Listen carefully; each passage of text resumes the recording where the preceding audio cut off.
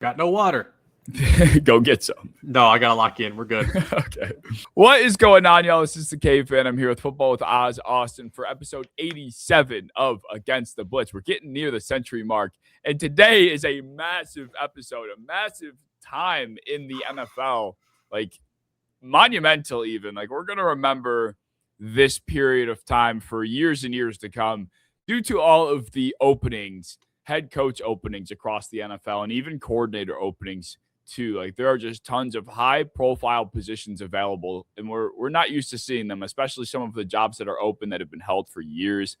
This is an unprecedented time that we have to take advantage of, appreciate, and have fun with. And that's what we're doing today. We're going to go through all of the head coach openings and then go through a few of the high profile offensive coordinator openings specifically and give you our predictions, opinions, comments, thoughts, everything you could think of in this episode. It's going to be jam-packed, and I'm excited for it.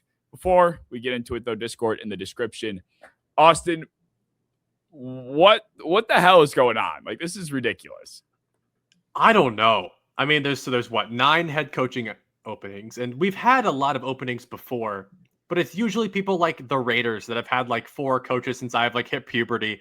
But we have the Steelers that have had 3 head coaches since like my dad was born. And the Ravens who have only had two head coaches since I was born. Like, some of these teams are getting like drastically different, like different that we have not seen them since we were like babies. So this is going to be really, really cool. Some head coaching jobs are just bigger and more important than others, sadly. That is true. That's a good way, I feel like, to start this. Just quickly before we get into the predictions, if you were to rank all 9 head coach positions right now in terms of attractiveness to a candidate, how would you rank the 9?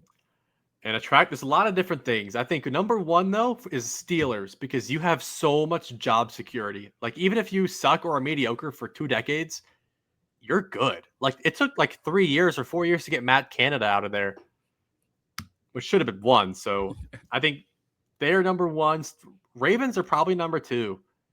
Then I really like the Falcons. I kind of like what they got going on with everything but their quarterback. I would say the Giants are probably up there too, number 4, because I like what they got going on with their young core. Then it's a shit show. Maybe Dolphins. You know, scratch that. I'm going Raiders over them. Raiders because they're going to get Mendoza. Then probably Dolphins, then Browns, Cardinals, then Titans. Yeah, it's definitely a crapshoot down there. Like, you know, last year, I'm going to bring this up a few times just because it kept coming in my mind when I was planning for this episode. There was like the Saints last year were kind of in that bucket of where these teams are. And, you know, Kellen Moore just kind of was like, all right, I mean, I guess this is the last one available, so I'll just do it. And it's been working out. There are a lot of those positions this year, and it's tough to find like which one is worse than the other. And I think you could look at it from a lot of different angles. I think my list, top to bottom, I think Ravens have to be 1 just because of the quarterback situation, period. 2, I also think the Steelers are a lot more attractive to actual NFL executives and coaches than maybe us to the public. Like, for every reason you said, the investment you get from ownership, they very much want to keep you there for as long as they can. The leash is infinite. So I definitely agree there. I like the Giants up here as well. Good defensive roster. You potentially have your quarterback figured out. So I like them. The Falcons, a lot of positional talent on that team. It's hard to go wrong. And I think Arthur Blank is one of the more competent and involved owners in the league, which is hard to come by these days for sure. I think the Raiders, I'd probably go next. First overall draft pick. You have Max Crosby on the defensive side of the ball. You're hoping to be able to get more out of Tom Brady, I guess, however much his involvement is. I think John Spytek is a decent general manager as well. I like the Titans. Cam Ward is really it, though. I think the defense, it's like Jeffrey Simmons. If he plays insane again, then fine. And then the Dolphins are just another case. The Dolphins and the Cardinals then at the bottom are just equal in a way where whoever the incoming head coach is has to figure out what to do with the rotting quarterback in Tua or Kyler. And that will be a headache in itself. And then you have to figure out who the future quarterback is, which is another even bigger headache. So it's like you have to fix and mop up someone's mess in either of these places just to start putting your own puzzle together. So I would want nothing to do with those organizations. And especially like, I don't know, the Dolphins are another team that I don't know if I trust Stephen Ross. I don't know. There's just a lot of weird ownership stuff that goes on. Oh, the Browns, they're last. Yeah. I forgot about the Browns. Yeah. They're dead last for that exact reason, because I don't want anything to do with those owners making decisions over my head, which it sounds like they do constantly. So they're last. That's fair. Yeah, they have a lot of bad decisions they have to make. Also, I want nothing of that. I want to come in and just know that I'm drafting Mendoza. That's what I want to know. Exactly. I want to feel like I'm taking on my team, not having to fix another broken mess.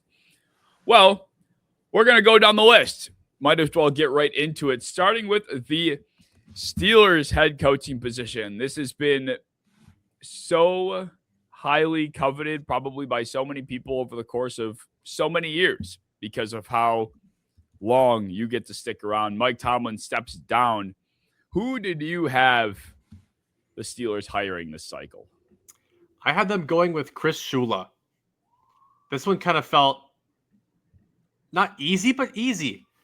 Like looking back at what they've done, the reason why they've had 3 coaches since like 1967 is because they hire guys that are really, really young, and they hire guys that they just know are going to be really good head coaches.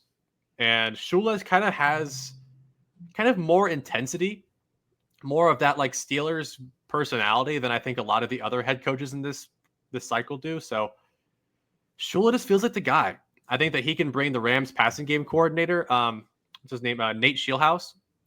I think he can bring him alongside and kind of be the new Steelers offensive coordinator, bump him up on the payroll, and kind of have a good offensive thing going for them. Agreed. Yeah, I also had Chris Shula. It's one of those where there's smoke, there's fire, and there's a lot of smoke here. Chris Shula was linked back to the Steelers on January 3rd before Tomlin even stepped away. Oh. And I saw from Andrew Filipponi, he tweeted out that apparently a couple other teams too might have been interested in the case that they moved on from their head coach, but the Steelers specifically were who were highlighted. So I think Art Rooney, knowing how the Steelers are very set in their ways, they said that they weren't going to move on from Mike Tomlin had he not stepped back. So clearly they're very comfortable with the way they operate. And with that being said, there's no reason to expect them to divert from what we've seen them do. So Chris Shula definitely fits the description. I think Shula comes from a family of, I don't think he does come from a family of legacy. I think Rooney probably loves that. He probably also loves the fact that he's from a McVay tree. Like, he is just the shiny toy on the shelf. He fits everything he's looking for. I would be shocked. I was trying very hard to go somewhere else with this, but it just is. Every single fan in Pittsburgh wants him to. So yeah, there's legitimately nothing that goes against Chris Shula's favor here. I try to do like the dumb Chris Shula goes to the Dolphins, in like honor of his grandfather, like something like that. But they're a dumpster fire. Like I personally think he might be like my favorite coach out of this whole cycle in terms of like youth and the character that he brings, the intensity, the team. So I like him to the Steelers a lot more than I like him to someone like the Dolphins. I think that he does deserve a team that's going to give him what he wants. The Rams have been doing that for a little bit now. Like, they have given him the defense that he wants. They get a lot of edge rushers. They invest a lot in the pass rush. And I think they do it for him. He's kind of requested that, and they've given it to him. So I don't think the Steelers would do any different. I agree. The Steelers, obviously, as we know, invested the most amount of money in their defense of any team in the league this past year. The Rams were last in that metric. If Chris Shula had unlimited spending money with the ability to build his own defense, I think we would see a very good unit. So Yeah, there really is there's no radio button here that you're not ticking when it comes to Shula and Pittsburgh. The match is perfect. The fans want him. Fits Rooney's description. So, yeah, I'd be shocked if this went in a different direction. I as well. The Ravens, another team that I guess they actually did fire John Harbaugh. And another situation that I personally feel like is a lot more transparent than it might seem to the public right now. It's kind of, to me, 2 + 2 is 4. The Ravens let Mike Macdonald out of their building. I think that is been a thorn in their side since the second he left. You have Mike Macdonald 2.0 over in Los Angeles in the Chargers. He worked under Macdonald at Michigan with Jim Harbaugh, and he coined that top 5 passing defense that the Chargers have had this season. He's been excellent for them. The Ravens are second last in pass defense. Like, they cannot. Aaron Rodgers had both of his best games pass yardage wise were against the Ravens. Like, they couldn't stop anybody throwing the football. So it's like he's the hottest candidate on the market. This is the top team available, the best situation. Why would this not be the match? Right. I mean, they've been a defensive minded team since their founding. Like, as they were founded, Ray Lewis, Ed Reed, Haloti Ngata, Terrell Suggs, like, that's who I think of when I think of the Ravens. So to not go after someone like Minter, who might be the best defensive mind on the market, I think you do it. I just never heard the guy speak. That's my only thing is this guy kind of seems like a bottom, to be honest. I have no idea anything about this guy. He just kind of seems velvety, but at the same time, he might be cool. I thought the same thing about Ben Johnson, and he actually turns out to be a little freak. So there's a chance Minter is a little freak that I don't know about. That would be kind of awesome. But yeah, we made a whole episode about Ben Johnson. We did. Being a weirdo. We didn't know, but yeah, because I've never heard him speak. That's the only thing. Maybe they've been hiding away Jesse Minter the same way as this just caged, quiet little animal that's just ready to go crazy. And if that's the case, then awesome. The Ravens need that. I don't want the Steelers or Ravens to do better than they have been, but I think Jesse Minter would really, really make them a lot better. It would make their offensive coordinator job really, really important, though, because he knows nothing about the offense. You have to get somebody to fix these dastardly playoff performances.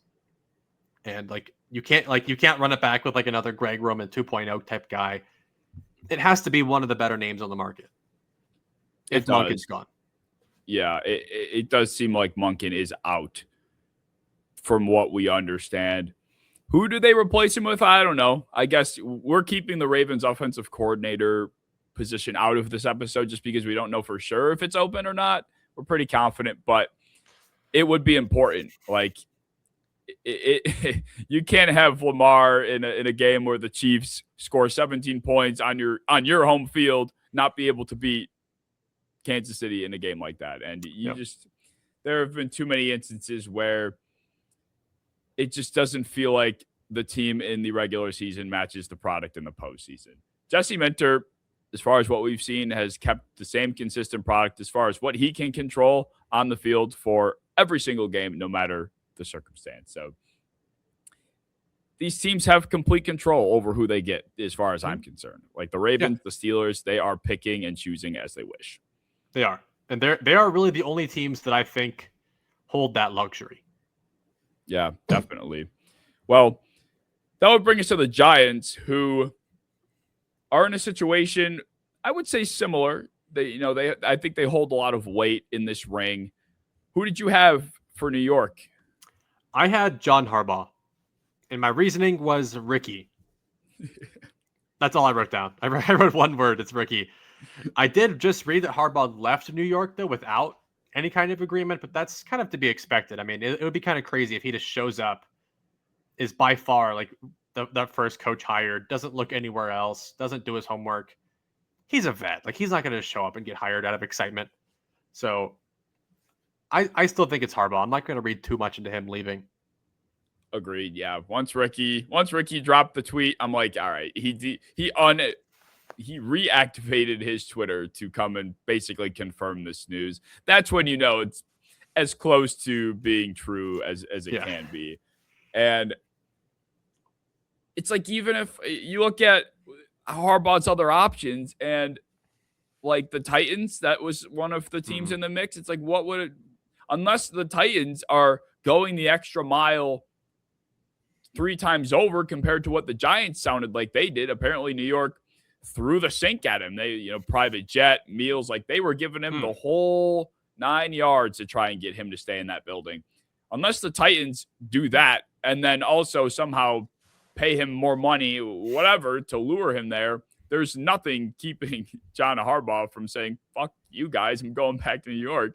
And I feel like the same could be said about Atlanta, which I think was the other team in the mix. It's like, I guess maybe the pieces on the team in Atlanta are a bit more attractive, but it feels like New York is doing everything in their power to keep him there. I know that Harbaugh, from the rumors, wants to have a lot of control. I think he will have that as far as who his coordinators are.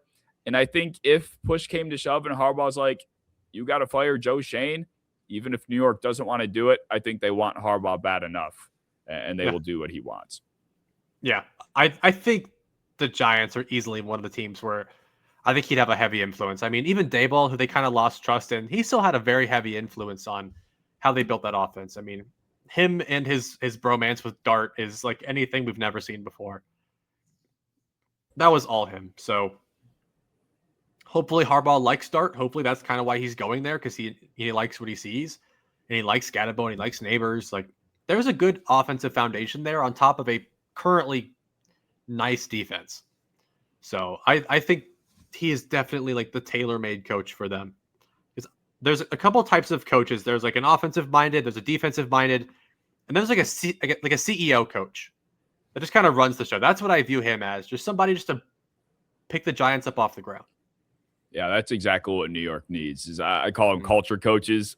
That's exactly what they've been looking for. Daboll fostered a very toxic environment, as we've discussed, for the past few weeks, before he got fired.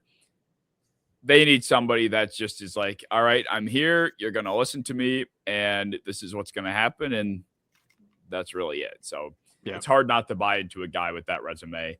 And he's rightfully one of the best coaches and one of the most sought after on the market. I find it disrespectful that people are comparing Harbaugh in this cycle to Pete Carroll. I've seen that a few times. It's like, there are so many differences between the Raiders going back to hire Pete and what the Giants in this case would be doing. I find that so disrespectful. I mean, how old is Harbaugh? Not as old as Pete. I think he's like 63. 64. 63. And he won't turn 64 for like another year. So Pete Carroll is like fully silver, and was like his end years in Seattle were like bad. Like, he was having bad relationships with players and his quarterback. Like, he lost the team. The Ravens just didn't make the playoffs. Like, it didn't feel like anywhere along the way like the Ravens were a catastrophe. The results just weren't there for how talented of a roster they have. They made sense just to get rid of him and see what else another coach can do with that roster. But he did a good job of kind of Tomlining the thing and keeping the team afloat for a long time, even through some down periods. I mean, even with the whole Tyler Huntley thing, like, he made that work. He can make stuff work. He's not just a Lamar merchant. I mean, this guy won a Super Bowl. He's a coach. He's a real coach. So definitely, I think better than Pete Carroll is right now. I mean, Pete Carroll was also out of football when he got hired. So I saw that. I'm like, come on. I get the whole sentiment of wanting to, look toward the younger side of things, move on from the old generation. I get that. I don't like old people. I'll be honest. Fuck old people. But in this case, like, this is one of the good ones. This is a good old guy. So you bring this good old guy back, where Pete Carroll, it's a bad old guy. Yeah. I mean, if we're talking Bill Belichick here, then maybe. Sure. Very similar, but we're not. Somehow Bill Belichick's younger than Pete Carroll. That drives me insane. Holy shit. He looks like he's like Emperor Palpatine. He really crazy. does. He's always dressed like him too. Like, if there was a football coach that could dress like him, it would be Bill. Well, We're 3 for 3 in terms of who we agree on. Yeah, I think we're Jesus. going to start to differ down the list Please. here. Let's go to the Falcons. In Atlanta, I had a hard time with this one because they're an intriguing spot. And I was trying so hard to find connections with all of these positions. It's like, who knows who, who's friends with this guy? Like, that shit matters. It's political to some extent. If you've played sports or if you've, been a part of any club throughout your life, you would know that these sorts of antics play a factor heavily. And Atlanta, Arthur Blank, I'm not sure if you heard this, a few weeks back, hired this like third-party sports consultant agency to basically like audit and run tests on Atlanta to give them results on what the problem is and why they're not successful. Basically, the bottom line, what the hell is the problem with our organization? Their results, in a sense, said there's no clear vision here. It's like any average Twitter user probably could have told him that, but obviously he's looking for help. He brings in Matt Ryan to be the president or whatever the hell he hired him to be. So I think he's going to really lean on Matt to lead this head coach search. And with that said, Matt Ryan had his best seasons in Atlanta with Kyle Shanahan as his offensive coordinator comfortably, right? So who's out there that's in alignment with that tree? It's Clint Kubiak. I think if Matt Ryan wants to find a way to match that sort of success with Michael Penix, with the weapons they have, Clint Kubiak in Seattle has been working with a 1-2 punch in Ken Walker and Charbonnet. I think could emulate on a larger scale with Bijan, with Tyler Algier in a wide zone attack. And I think Drake London can fit what JSN has been doing in that one receiver show perfectly. I think it really is a mirror in terms of what Kubiak would be sliding into. And I think that connection with the Kubiak-Shanahan tree and where Kubiak comes from and what Matt Ryan had success with. I think that's super fair. I think that's very fair. And Matt Ryan being there, I just don't know what he's going to be looking for, but we do differ. Kubiak, he's just the name. He is the name where if you put him at any of these teams, I've seen him in top 3 in odds for literally every single one of these teams. So he's kind of a crapshoot. But the Falcons makes a lot of sense. I mean, they have the offensive line to kind of play around with the kind of stuff that he likes. They have the running back to do the kind of stuff he likes. Just got to figure out the quarterback. That's all he's got to do. That's his only real challenge. But I ended up going with a guy that specializes in that. And that's Kevin Stefanski. And that's just dealing with a team when your quarterback sucks and figuring out ways to win games. I just had the vision of what Nick Chubb used to be and what Bijan is now, and how he utilized the offensive line and how he utilized the tight ends, having Kyle Pitts and maybe another guy, not having to use a ton of receivers. They have Drake London and then Poop. So I think that he is kind of designed to move the ball with the way they have now. And he has head coach experience, which I think they need pretty badly. I like it. Yeah, Stefanski was my close number 2 for this position. It feels like he fits in that middle ground of he's one of the mid-tier options, and this is one of the mid-tier teams. So if we're plugging the puzzle together, it fits. I was close. Of course, I do think he does get hired. I'll save that for later. But he definitely, I feel like you attack this in one of 2 ways. It's either you try to find the guy that's going to fix the quarterback, or you're going to try to find the guy that works around the quarterback. I feel like Stefanski is the former and Kubiak could be the latter. Especially I think the assumption that maybe KOC fixed Darnold fine, but then he didn't just go to Seattle and work out because KOC fixed him. There was there's consistency with competent offensive minds going on here. And Darnold, we know his roller coaster of a career. I think he very easily could have sunk almost in a Geno-esque way. We saw what happened with Smith. So it's very possible when not in the right hands. It is possible. It just depends how much they believe in Penix. Yeah. Really. I personally don't very much, but I think the rest of their team is just designed so well where it's not super important. They have a lot of really good defensive pieces. really everything but quarterback and wide receiver depth is very much playoff caliber. It's just the quarterback keeping them from being there. So if he can find any way to just simplify him down, make him a one-read guy, unload the deep ball, be a lot more efficient than he is right now, that's an A+. It is. Like the floor, the standard here is very low.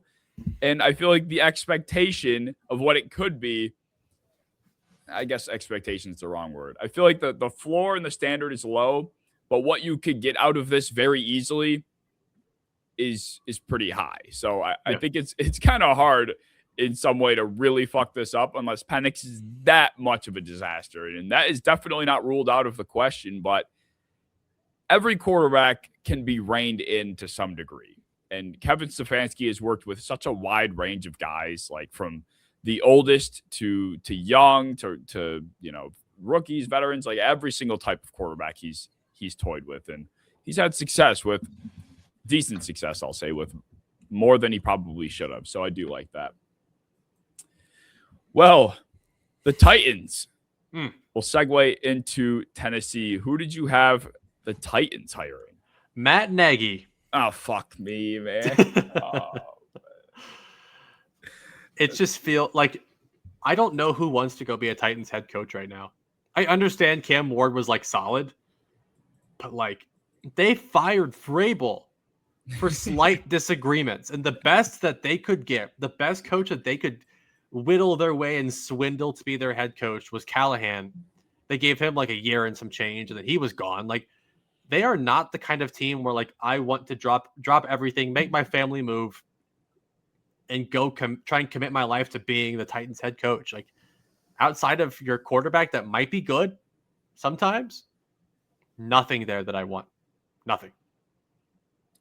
This, I was shocked to read, is like the favorite, or he is the favorite, really? I should say. Like I was reading that one beat writer he wrote something to the effect of, it feels like unlikely that it wouldn't be Nagy at this point, or it feels like he's the odds-on favorite. Like I guess he's got a very deep connection with the general manager, and I don't know, man. I just can't imagine. This is as crazy as this cycle is.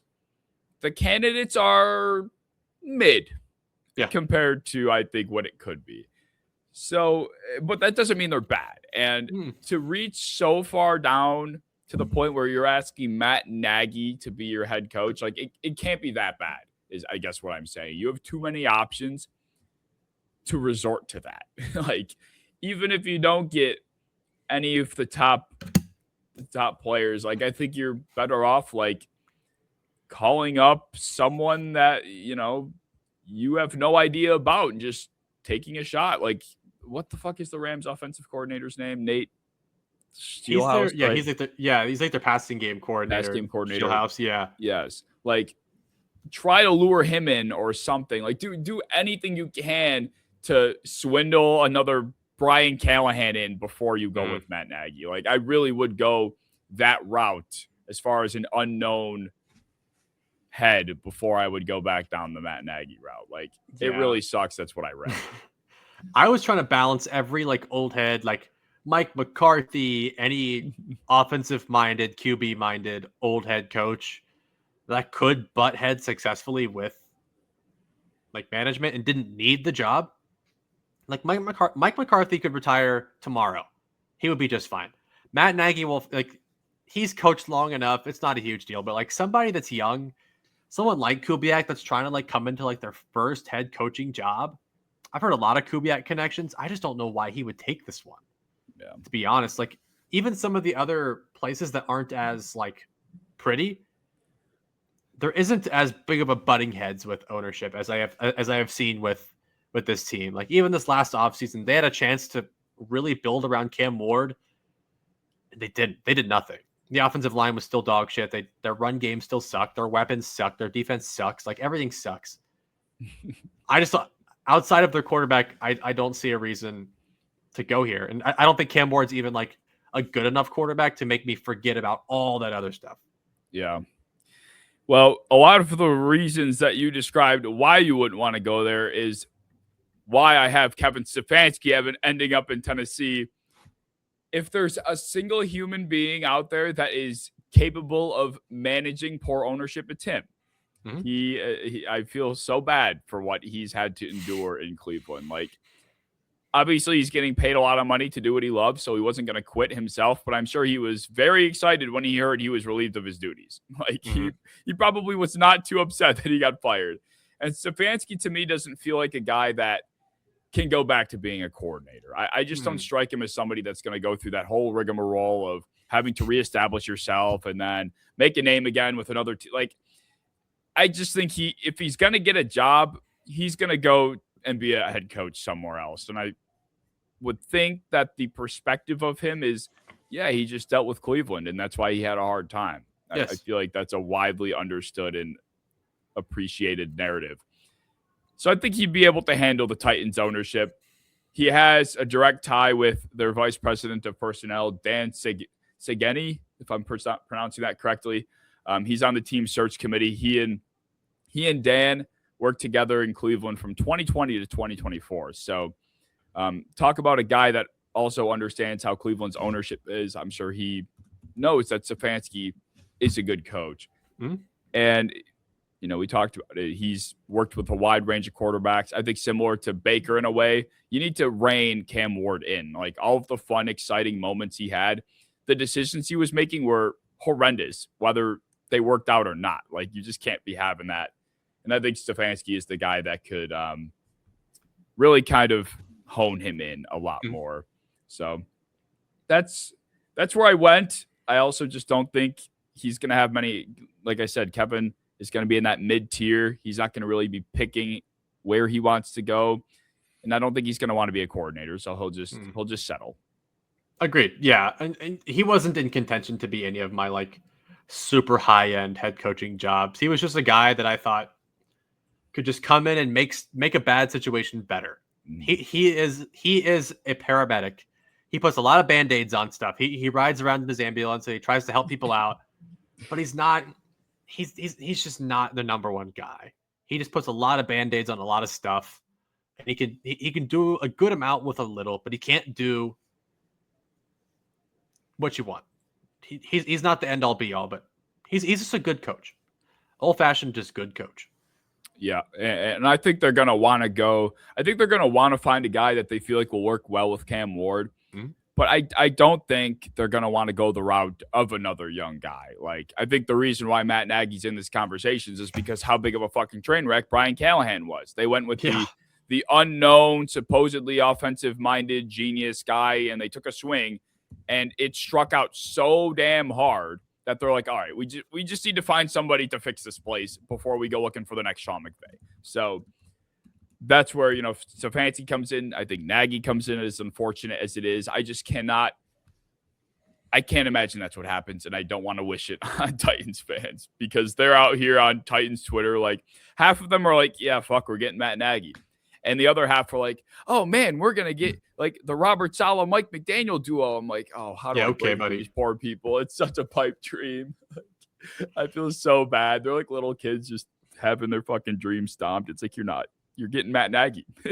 Yes. What happens. He's bald. He sucks. Like, that's honestly like the worst head coaching candidate I could think of. It's such a nightmare. It's such a nightmare. It's almost like hiring Raheem Morris. As bad as I fucking hate Raheem Morris. He's white Raheem Morris. Like, he's the same thing. But he's offensive minded instead of defensive minded. But like a very mediocre offensive coach. Yes. And like one that has proven to suck. Yeah, like the Bears offense was never good with him. And the Chiefs offense has only gotten worse since he's been there. Yes. So like I'm not moved at all. Whatever. Why wouldn't you go with like Mike McCarthy then, I guess? If you're looking down that route. Mike McCarthy. Me too. Yeah, I just don't know if he's wanting to come back. That's the only reason, because he hasn't like spoken a ton about like being super aggressive. I think he's just like he'll take whatever comes to, like he'll take a good job if a good job comes up and wants him, but I don't know if he's like sprinting to like be a head coach right now. It's like the Ryan Fitzpatrick with coaches. It's just like anytime a team needs him, they just call him and he's like, sure. Like, whatever. He's not bad. And he won't be horrible. No, he'll make it somewhat entertaining, but he won't win you anything. No, but he might get you like a above 500 record most of the time he's there. Solid, good, right. Whatever. Oh man, poor Titans fans, but at least you're not looking for a quarterback, so you have half of it figured out. Yeah. But that brings us to a team that most certainly is in the Miami Dolphins, or at least they will soon to be. And Miami is a team that I had a very, very hard time with because, as I was mentioning earlier, like, you have to clean up someone else's mess here before you can start painting your own picture. That's not attractive to many people. And with that said, I do think that they go in the direction of a defensive mind this time around. Historically speaking, that's where they've had the most success. And I think Jeff Hafley makes the most sense here. He's the guy that they, I think, most recently completed an interview with. And I didn't find any direct relationships with Hafley and the Dolphins, at least that I thought were mentionable. So I think he'll do a good job and work with the defense, which is just horribly looking for talent. And Jeff Hafley did an excellent job toward the back half of the year with Green Bay's defense of just making it work with what he had. And that's kind of where he's going to be at with the Dolphins defense for the next couple of years. So as long as he's able to find an offensive coordinator he can lean on, which I think will also be another big caveat, then he's the right fit for this one. And I wouldn't be mad. He is. He kind of has that like Army general type of personality and look. Like, I definitely like wouldn't trust him. Like, if I was a person of color at like a traffic stop, he just has like the shoot first, ask questions later haircut. I don't trust that. But he's an intense guy. He is. He has a lot of head coaching experience in college. I don't know if he's done anything outside of being like a DB's coach before he got to Boston College, but he's had two really, really, really impressive seasons in Green Bay. And that's good enough for me. I mean, he just seems very intense. I think he would bring a lot of physicality. It's like the number one thing that Miami's being accused of not being for the last, half decade. Like, it's the only team in football that I can think of where everyone just cumulatively agrees that they're soft. And I think that he would come in and immediately do his very best to erase that. Like, I think he would take that as an insult, 100%. So I really like his fit there. That's who I have as well. Yeah, and the Packers, I think, were one of the top-ranked defenses against the run this year, and I feel like that would work so well with the personnel that is in Miami, like Sealer, Kenneth Grant, Jordan Brooks, who we talked about recently being one of the most dominant linebackers in football, quite frankly. I think he could turn him into an absolute monster. So the personnel makes sense. I think even though some Dolphins fans, from what I was reading on Twitter, wouldn't be the most excited about this, they have to understand where they stand in this race. Like, I think all of these fan bases have to be a little bit more self-aware as far as where they rank in these candidates' eyes and who you more realistically would come up with. And Hafley, in terms of the defensive guys available, especially, he's not bad at all. He's not a bad candidate at all. I think it's going to be a very positive hire compared to how these people feel. But, you're not going to get Cruz Shula is basically what I'm trying to say. So you might as well let that go. Yeah, the only reason he would go there is for, like, his grandpa. Yeah. Like, he would be getting rid of, like, every kind of leveling up the football chain, going to go be a head coach at a legendary NFL team just to go to the Dolphins because his grandpa was there one time. I don't think that that's the case. I think his grandfather would want him to just go be a legendary head coach anywhere that he chose. So, sorry. I don't think you're getting Shula, even though he was probably there a lot when he was a 5-year-old. I don't think that's the move. I very much think that he is in the AFC North next year. And I think Jeff Hafley is probably as good of a candidate as you can get as someone like Miami. I think that would honestly be best case scenario. Yeah, I could agree with that. Like, who else was in the conversation for Miami for you? Because I don't think I had anybody else. Yeah. Let me look up their odds. real quick. Because I can't think of anybody. I was very much defensive as far as this Yes. position goes. And I did see something that made me think for a second, but I didn't waver, that the Dolphins haven't won a playoff game in 26 years, which is the last time they hired a coach with experience. So I was like, Yeah. okay, that's interesting. Obviously, Hafley doesn't fit that description, so maybe they'd waver on it, but I doubt that Stephen Ross is thinking that. Okay, So yeah. Well, there are connections to John Harbaugh. I have heard a lot of connections to John Harbaugh, and the fact that he left New York today made some Dolphins fans kind of into that. Of course, some people are talking about Mike Tomlin because he wanted to go coach somewhere warm. Yeah. So that's a thing. Some people have talked about just pivoting to it like another like Cliff Kingsbury type guy, but I think that does do nothing different than McDaniel. It's just another like young offensive minded guru that has soft allegations. So I don't know. I think going some like military looking defensive coordinator is definitely the way to go. Flores would have been great, but he burned bridges there. Yeah.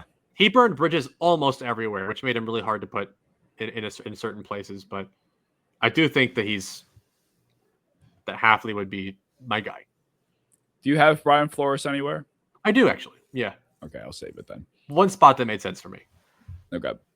But yeah, Cliff, like McDaniel and Cliff, yeah, they fall in that same bucket. Like Cliff literally like got fired and then like ran to Taiwan for a couple months because he was upset. Yes.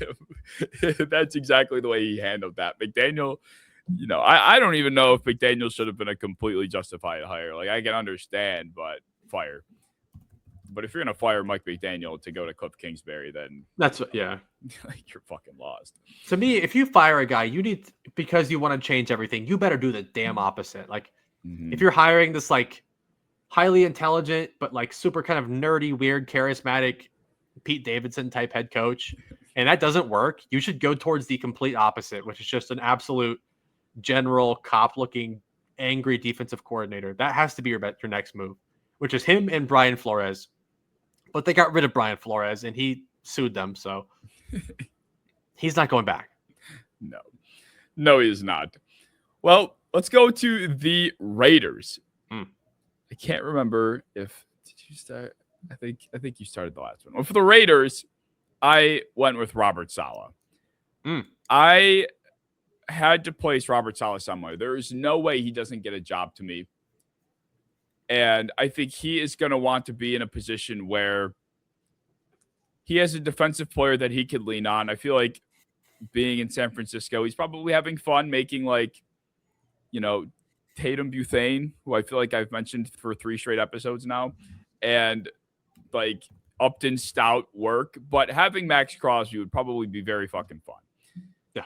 Not to mention you're working with, I do think from the bottom of my heart that Brady is going to be a lot more involved in this coaching cycle. I think that's going to be a very, very big attractive point toward candidates. And Saleh is going to be at the top of, I think, a lot of these candidates, a lot of the destinations lists, I should say.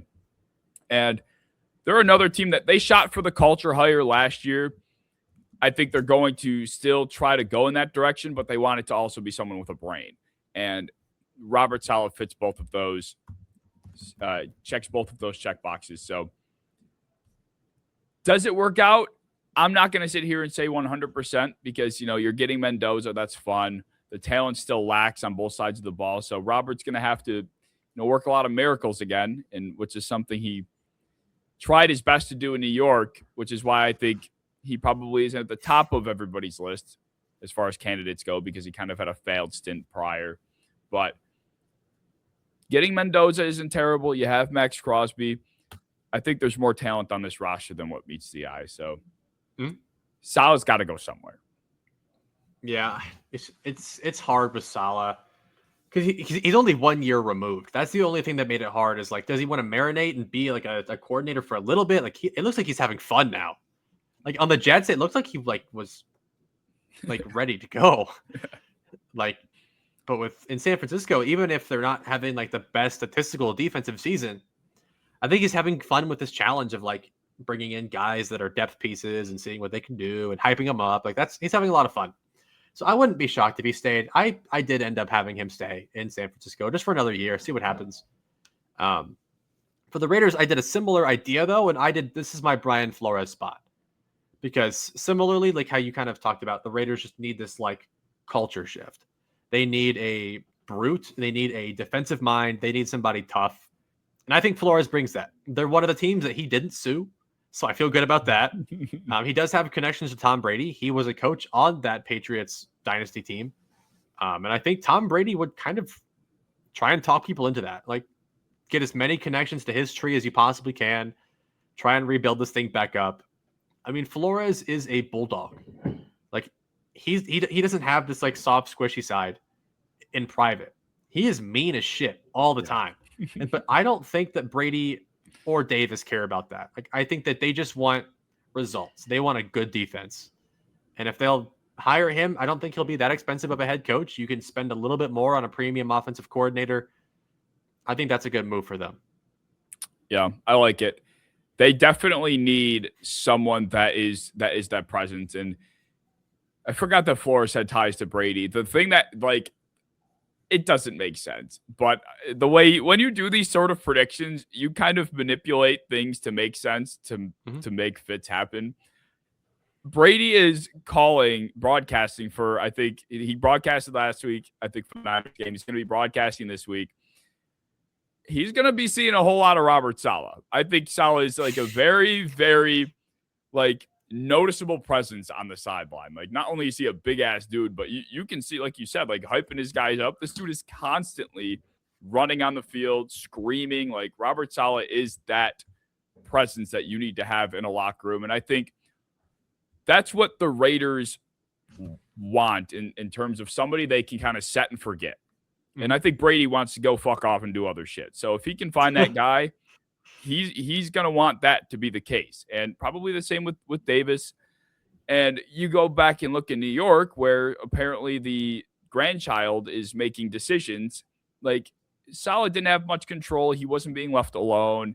He didn't have much of anything to do with what went wrong there, as far as I'm concerned. So this could be the opposite, where he has a lot more freedom and he is able to be that, actually be a head coach. And the same could be said for Brian Flores. I didn't know that the Raiders, I thought Brian Flores sued the entire league. I didn't know it was just a select amount of teams. I think he sued the league itself. Okay. But he didn't sue all 32 teams. He only sued like an actual couple teams. Okay. The Giants being one of them. And I remember like a lot of people were talking about him maybe being like the Giants' next head coach before Harbaugh was fired. I was like, no shot. Like, you're not being sued by a guy and then hire him. Like, that's not happening ever in any business. So yeah, he has to probably go to one of those other teams. The Raiders were not connected to the whole thing that he was upset about, and that was a while ago. So I think he still could be in contention for them for sure. The Giants, I think, were like the team that sparked what pissed Brian Flores off. Like, I think that was the primary team he was trying to like really direct his energy at, because he felt like they used him as a Rooney Rule hire, or to satisfy the Rooney Rule, basically. Which, I mean, I would be willing to bet they did. Like, I would be willing to bet that happens a lot in the NFL. And like, not to get in that conversation, but that rule is an interesting one that I feel like flies under the radar every year. It's like, it sucks. Like, for these guys that they probably are going into these interviews and like, why am I? Well, I know why I'm here, but why am I bothering? But I have to take it because it's an opportunity. Like, who wouldn't go? Yes. So, yeah, I was thinking about that the other day. I was like, does Mike McDaniel count? I mean, he might. I mean, he might. He is he has said that he is a black man. Like, that'll go on the paper, is that he is a black man. Like, I think he'll count for that. Yeah. That's interesting. Where's Robert Saleh from? I don't know. He's what are you? Isn't he like Egyptian or something? He Loki might be. I think he kind of looks like an old painting. wait. He's from Dearborn, Michigan, bro. I know he's from there, but like, I want to know your background. He's Lebanese. Okay. That makes sense. Okay. Makes a lot more sense. Like if I saw a picture of him like wearing other clothes and it was from like 2000 BCE, like I would be like, yeah, that's cool. That's a guy that existed then. That guy was definitely like a pharaoh. That'd be like he just looks like a timeless individual. I was thinking the other day, he looks like any high school football coach that you could picture. He's got like the head shape, like the jaw line, and like he just fits like what a football coach looks like. Yeah, he looks like a strength and conditioning coach. Yes, he does. The angry one with like the bald like thing behind his head. Yeah, I know that one. Yeah, you have experience with that one personally. Yes. It sounded like you did. That's funny. Well, that crosses the Raiders off. How about the Cardinals? Where did you have Arizona going? This was my Clint Kubiak spot. He's a guy that I just have like a weird feeling that he's not going to be like one of the top guys. It's like that happens every year where like there's a candidate that we think is like the guy that goes to the best team. But a lot of times he goes to kind of one of those mid-major teams. But I think the Cardinals have a lot of fun tools to play with on offense. I mean, Trey McBride is borderline like a Hall of Fame player now. You have Michael Wilson, who all of a sudden is a stud. Yeah. Marvin Harrison Jr., if you could tap into that. They have a good foundation to be a good offense. The quarterback is a question mark. I still don't think Kyler Murray's bad. Like, I think that the right coaching with him could get him right. I mean, he hasn't had offensive coaching since Kingsbury was there. I want to try this out. Like, I think this could be fun. And I think he's the guy to do it. So you think Kyler would stay in this scenario? Because it's a new regime. So, like, I think that with a new regime, I think he could stay. If it was the same guys, I think he's well gone. But, I mean, I don't know. There's just no quarterbacks in this draft anymore. Dante Moore just declared that he's going back to Oregon today. Trinidad Chambliss is going to go in the freaking first round now, dude. This is insane.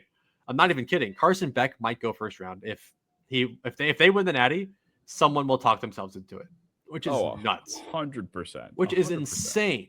He is Davis Mills as a prospect, but he will be going high because there's no quarterbacks. And even though the Cardinals are drafting third overall, they're not in contention to get anyone that isn't like Ty Simpson, who I'm not crazy about that high. So I don't think that you have the option to just like trade away Kyler and have nothing.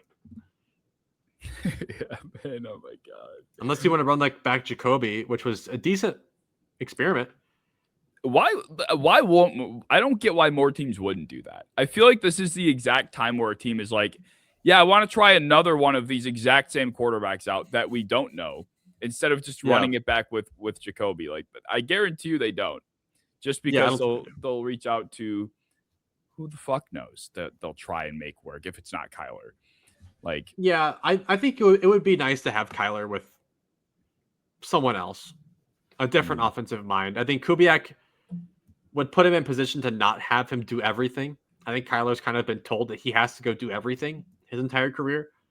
And I think it would be nice if he didn't have to do that. And Kubiak's the kind of guy that can take a lot of pressure off your quarterback. Just have him make throws. You don't have to run everything. We have a system here. Just make the correct throw, make the correct read, make some plays with your legs, and we're golden. He's done a really good job with that of Darnold. And I think he could do a good job with that with Kyler too. I'm not all the way out on Kyler. I'm not like a top 15 fanatic, but I think he's better than a lot of quarterbacks that are getting praise right now. He could very well be. It's just like we just don't know, I guess is like the problem. And how many more years are we going to try and find out? It's like this would be year 3 of trying to figure it out, right? Because he's gotten hurt. He tore his knee a couple of years ago, right? And then last year, what did he even do this past year? I don't remember what it was. Was it ankle? It was something that like we didn't think would hold him out that long. It was a Liz Frank injury. Okay. That's like the top bone of your foot, right? Yeah, it was like a midfoot sprain. Okay. But yeah, I mean, I think that he probably was healthy by like week 13. They just didn't want to run him back, injure him again. They were already out of contention. They wanted a better pick. They probably thought that Dante Moore would be in this draft and they could maybe get up to like pick 2 and do that. But like with the quarterbacks available, the best one by far is Daniel Jones. After that, it's Aaron Rodgers and then like nothing. And after Mendoza goes at 1, nothing. So there's just no better options out there unless you run back with Jacoby or you start Kyler. There's nothing else unless you trade for a quarterback, which would be crazy at this point. It would be very. Oh man, to be a team that doesn't have a quarterback, I do not envy you being a Josh Allen supporter. Yep. Poor teams. Well, I'm doing fine too. We're cool here. I went for Arizona. I went with Arthur Smith. This was the team I kind of trolled a little bit, and he's gotten 3 interviews now, or at least requests to be interviewed. And I'm not going to sit here and act like I hate it. I know a lot of people do hate the sound of it. I've been one of the few people throughout the course of the season to say, you know what? Arthur has not been that bad. He's actually done a decent job. I think in our mid-year award episode, I said he'd be my coordinator of the year. At least I might have mentioned him. I don't remember. But in any event, his resume is a little bit better than I think it seems. I think the Falcons' tenure and the fantasy football shit with the way he handled Kyle Pitts and Bijan, like, I think that really pissed people off. Like, he would go into press conferences and make comments like, this isn't fantasy football. I think he just really did himself a disservice with that kind of shit. So, but if you really look at his body of work back in Tennessee, he was an excellent offensive coordinator. That's what got him the job in Atlanta, and he was dealing with just a horrendous quarterback situations, man. We're talking Desmond Ridder. We're talking Mariota. I'm pretty positive. Like, I don't even remember who else they had trotting out on the field for that guy. Yeah. So he's going here in Arizona. It's the same style of offense. The team that wants to ground and pound. They want to be physical. They want to win in the trenches. And whether or not it's James Conner would feel so much like an Arthur Smith running back if he's still somehow alive. That guy's been so banged up, but he fits the style that I think Arizona wants to play, and I think he's better than what meets the eye. Yeah, he's an interesting character. He's just here. He'll always be here, but like, this dude, he doesn't even need head coach money. This dude could be like one of the richest dudes in the world. And like the second his dad passes away, he is immediately like, what? Yeah, his dad's like a multi-billionaire. What does he do? He founded FedEx. What? Yeah. And he's a fucking coordinator? Well, his dad was the founder of FedEx. What? What? Yeah, so like Arthur Smith like is gonna inherit like $5 billion. Wow. All right, well, that's maybe not that much. But like, fun fact. That's all. Like, this guy doesn't need to be a head coach. Just go be an OC somewhere. Dude, just go manage like a FedEx. Like, literally, like, do this. Like, don't take on that. Why would you take on that kind of stress? Just go get paid like still millions of dollars to be an offensive coordinator or like a quarterback's coach and just do that. But yeah, I mean, he's the kind of guy that, like, I think he was dealt a pretty poor hand, but like I don't think that he improved it any. Same with like the Steelers. Like, they had a pretty mediocre offense all year long, but they had pretty mediocre pieces. Like, I think he's just so simple that like he brings zero upside, none, like zero, never, none of it. But I think he also can get you out of some bad spots. I don't know, especially after what just happened against Houston. I think that did sour him a little bit. If he went out there and put up like 18 to 20 points on Houston, then people might be like, "Wow, good shit. Maybe you're our guy." After that, though, I don't know. It was a poor showing. It was. But then again, once again, we're talking about a 41-year-old quarterback against the Sand-A-Lot fucking dogs that are running at him. Like, what do you want? What can you really ask Arthur Smith to do? Like, they're ragging on him for Pat Freiermuth versus Jonnu Smith's usage. Do you think that would have changed how many points they scored in that game? No. Like, I think it would change the season a little, like using the actual tight ends over trying to get MVS the ball so much. But I think they definitely would have been better off with Muth for the year. But yeah, that game, they're still losing. Yeah, they definitely are. I don't know. I feel like Aaron just goes rogue sometimes too. Like, there's no way Arthur Smith is in the headset saying you got to target MVS for 3 straight plays on this goal line drive. I think Rodgers just bullied him. He probably did. And did whatever he wanted.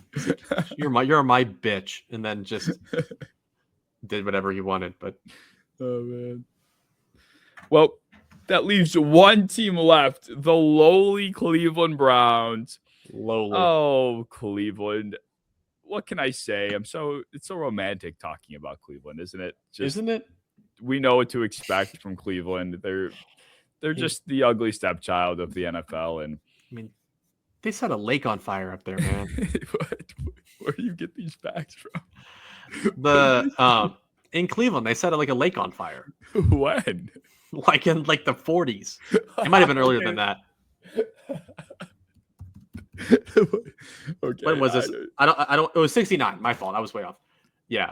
Oh wow. It was a river on fire, but it was the Cuyahoga River up by Cleveland was set on fire after there was so much industrial pollution. It caught on fire at least 14 times. Oh my god.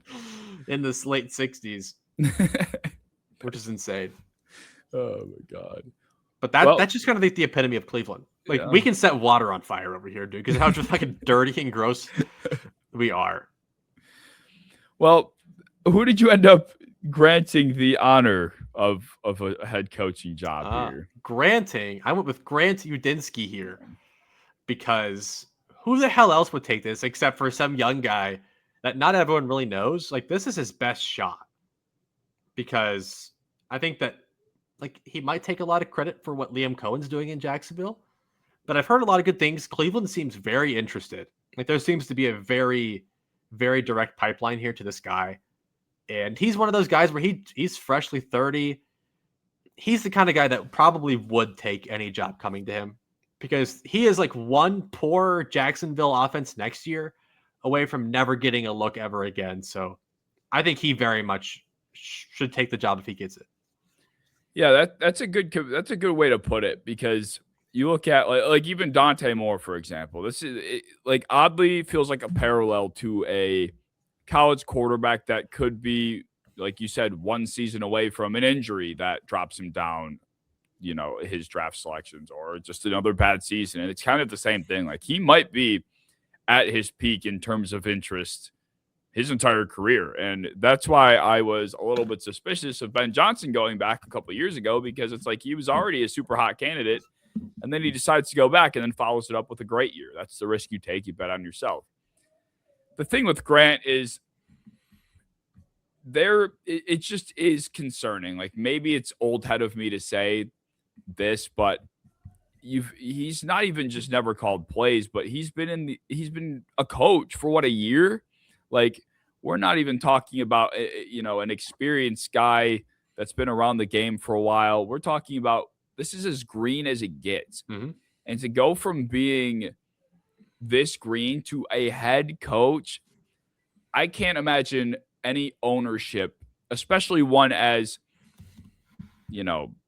fucked up, but also very involved. Like, they care about where their money is going in Cleveland, especially after how much they spent in Deshaun. I'm sure they're being a little bit more careful.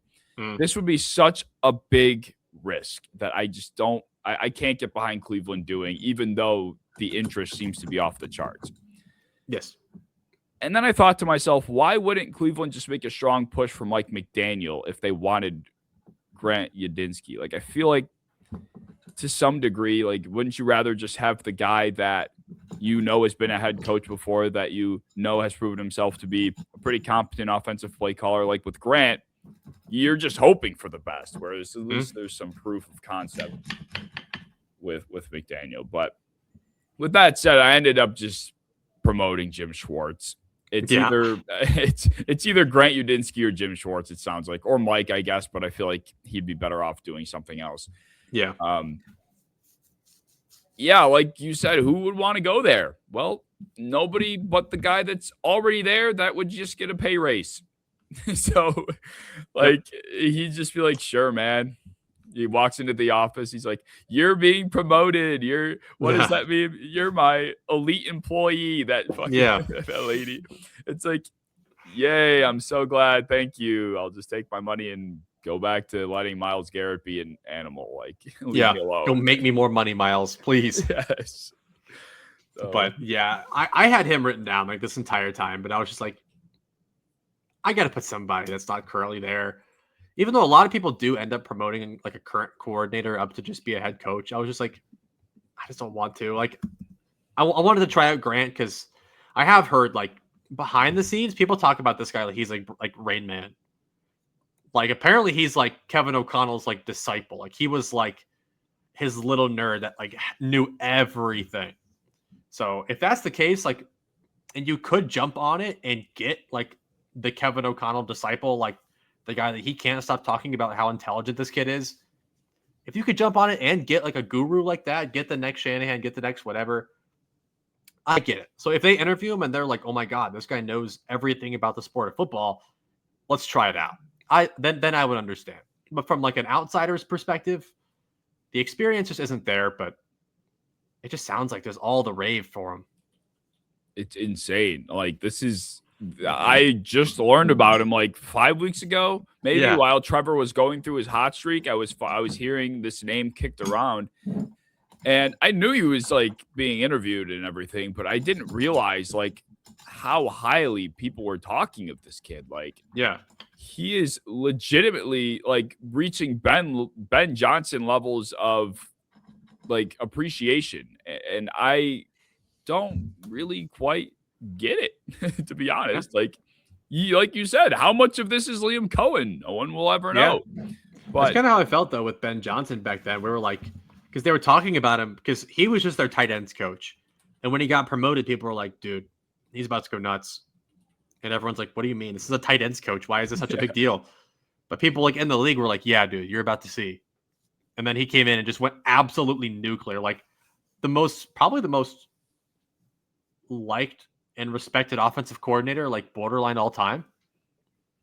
Yeah, probably like Josh McDaniels in his prime had a lot of love, but like, yeah, this guy was it. Like Grant could be that, but I don't know. I'd also never even heard him speak, so I have no idea. Hey, we're just also talking about like, at least with Ben, he was an offensive coordinator. Like he got promoted to be an offensive coordinator at least. Mm-hmm. Like it just is very, I don't want to say suspicious. That's the wrong word, because I do think he probably is excellent at what he does. But like, I don't know. It's just a little bit too crazy of a concept for me. And I would imagine that people that are much older than me who are actually spending the money to hire him would probably agree. So that's why I had to he's just so interesting. Be a little calm. Like he's apparently like a quarterback, like master. Like he knows everything about it. He was a defensive end in college. And he's know that. and he's a big guy. He looks like a defensive end, but that's just crazy that like for some reason they're just saying this guy is like the Rain Man. Like, this guy is like the smartest coach that hasn't coached. Like he's a one-time. This is his first year as an offensive coordinator right now. And they're saying he's like he's ready, which is crazy. I mean, even McVay had more years under his belt as far as play calling goes.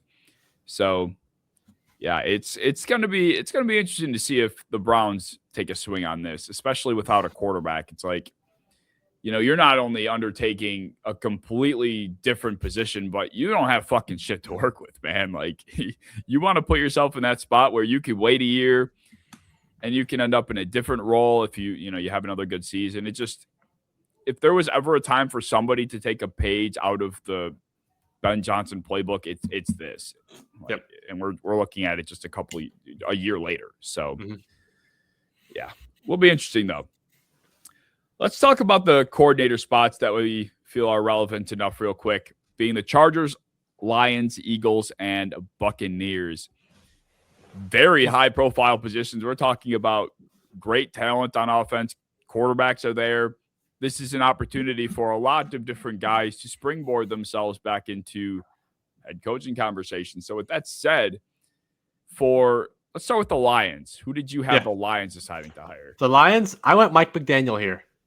I think they just love that, like that creativity and that the usage of speed that he kind of mastered for a while over there. To have Gibbs and Jameson Williams, I think he could unlock some awesome stuff. Yep, that's exactly who I wrote down. There are so many parallels to draw between the two situations. Like seeing Gibbs run free as is so exciting, but watching Gibbs in like an Achane role, like there were times where the red carpet was literally rolled out for Achane on some of the carries he had. And not that they weren't for Gibbs, of course, but we're talking about a different level of offensive line here.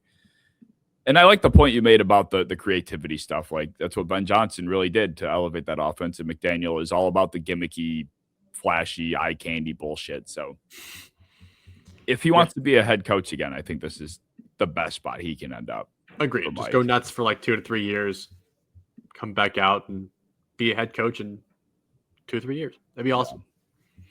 For the Eagles, I went with another guy that I feel like is going to a situation that's similar to his prior experience, and that's Brian Dable. He worked with Jackson Dart, worked with Josh Allen. These are both, physical quarterbacks. These are guys that, even yourself, you comped Jackson Dart to Jalen Hurts a few times. So it feels like a seamless transition to go from a Dart situation to a Jalen Hurts offense. I mean, you're talking about all the talent you can ever ask for. Mm-hmm. And Brian Dable was making it work with, Wandale. That was really it. Yeah, I did the exact same thing. We need to switch it up here a little bit because it was the same thing. Like, really utilize this run game. Like, actually, like, Jalen Hurts' rushing ability was his entire thing for like 3 years. And then they stopped. And they only let him QB sneak. He's not a pocket passer. He can, but it only works to its best ability if you also fear his legs. And no one has feared his legs in quite some time. So I think getting that involved would be pretty big. Most definitely. The Chargers is where I had Grant Udinski ending up. I do think he has to spring on an opportunity to call plays. I just don't think it's time to be a head coach. In Los Angeles, with the quarterback in Justin Herbert, I know a lot of fun conversations are being had about him right now. But if Grant Udinski is this savant that everyone is claiming he is, getting to work with a machine in Justin Herbert is probably the best you're going to get at the age of 30. Like McVay got Jared Goff, and Ben Johnson was also working with Jared Goff, ironically enough. Here, Udinski gets to be with Justin Herbert. I mean, we could be talking about him being the greatest fucking coach of all time if this is who he's starting with. So yeah, I feel like that would be a good opportunity if he wants to catapult himself into head coaching conversations. That'd be sick. Yeah, for the Chargers, I went with Cliff Kingsbury, because they have zero excuse to not go after somebody that knows something about passing games and quarterbacks. Yeah. Like I would love Grant there. I would love Cliff there. I'd like Mike McDaniel. Anybody that just understands how to help out a quarterback, for the love of God. Like, we cannot keep doing the same thing. We cannot. Anybody that knows a thing or two about how to develop quarterback and develop receivers and make a job easier on a quarterback, I think Cliff does actually do a pretty good job of that. I think he did a really good job with Jaden Daniels in doing that, despite having pretty mediocre weapons. So I think he could do the exact same thing in Los Angeles if they just stop being soft and just go spend a little money on an offensive coordinator. God forbid. I mean, if they can't fix whatever happened this year, next year, Harbaugh might be on the fucking hot seat. Like, yeah. I know it's not, but it's like, what do you do? Where do you go from there? Like, you just fire someone. Who do you fire? You can't fire the first year offensive coordinator. Fire Herbert. You fire Justin. You're fired. Maybe maybe that will be what happens. Maybe that will be fix nothing. But yeah, let's do it. God. Imagine that. God, that'd be sick. And then for the Buccaneers offensive coordinator job, who did you have them hiring? I went Todd Monken. In his old return back to Tampa. No jersey swap needed. Just come back home. I think with the new regime in Baltimore, he'll just kind of be politely on his way. And it sounds like Tampa is very much in the search for somebody new.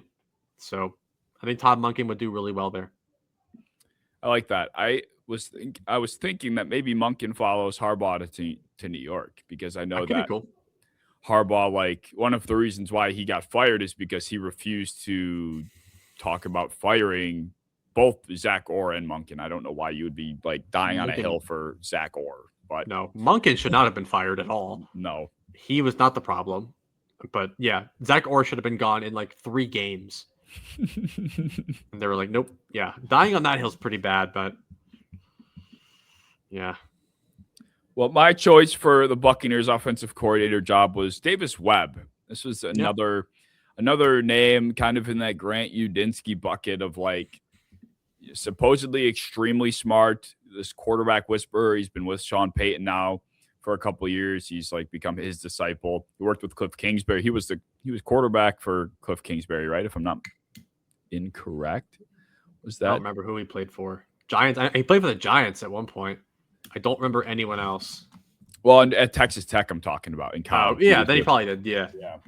So I think, Baker Mayfield is in need of a quarterback whisperer. That's kind of like where he strives the most, is when he's got somebody in his ear, where he's got a trusted guy in his corner. And this past season, I don't know if we could blame everything on that situation, because Baker just decided to continue to play through every fucking injury he had on every area of his body. But if there's somebody that can get him back on track, it's one of these guys that's kind of like in that Josh McCown. Do you remember when Josh McCown was talked about like this for a couple of years? Yeah, but then he had JJ McCarthy, and he is no longer in consideration to be some genius quarterback guru. So, right. So now it's time for Davis Webb, I guess. Yeah. I mean, I feel like he's done a pretty good job. He actually has like legit NFL experience. He was in the league for a handful of years. Decent college QB. I mean, why not? Yeah, he's been interviewed for a couple of head coaching positions, but another guy that I just can't get behind, taking a head coaching job if you've never even fucking called plays. And if your whole thing is like one side of the ball, like you're not a culture hire, then you got to have called plays, in my opinion. I just can't, I don't know. I can't conceptualize it, but. And he's like, he just seems like the dude's fucking huge. He's huge. He is very big. He's not that old either. I thought he was old. No, he's 30 flat. Yeah. I mean, the guy's like 6'5" and like built quarterback. Like he was like, I didn't know that until I knew he was taller, but I saw a picture of him and Russell Wilson together, and he is towering him with when Wilson has a helmet on and cleats, and Webb is like twice his size. I was like, oh my God. That matters in a head coach, by the way. You can't be tiny. Yeah, absolutely. Well, you can't be too big either, or else you get fired. That is true. That is true. Mike Vrabel walked around threatening employees that were smaller than him, as they made it sound, at least. Yeah, they're just fine. Made it sound like he was literally like choke slamming people in the hallways when they did every day. He found the towel boy and just choked him out every morning. I'll never forget seeing that report. It's like, people find Vrabel's size intimidating. I'm like, there's no fucking way this is real. It was real. I'd beat him up anyways. No problem. Well, that will wrap up our coaching cycle episode. This was fun. This was a different opportunity that we usually are able to get. We get like the coaching cycle predictions. We get like the free agency predictions and then trade deadline predictions. But other than that, there really aren't many like times of the year where you can do like a carousel type of episode. So it was good to do this. We probably got all of them wrong because this is fucking impossible. There's really no rhyme or reason to have this shit. Except Matt Nagy. That's happening. And so is Arthur Smith. So the Cardinals and Titans can, reap what they've sown. Well, that's episode 87. If you guys disagree, if you guys agree, Discord in the description. Comment down below any thoughts you might have, and we'll see you in episode 88.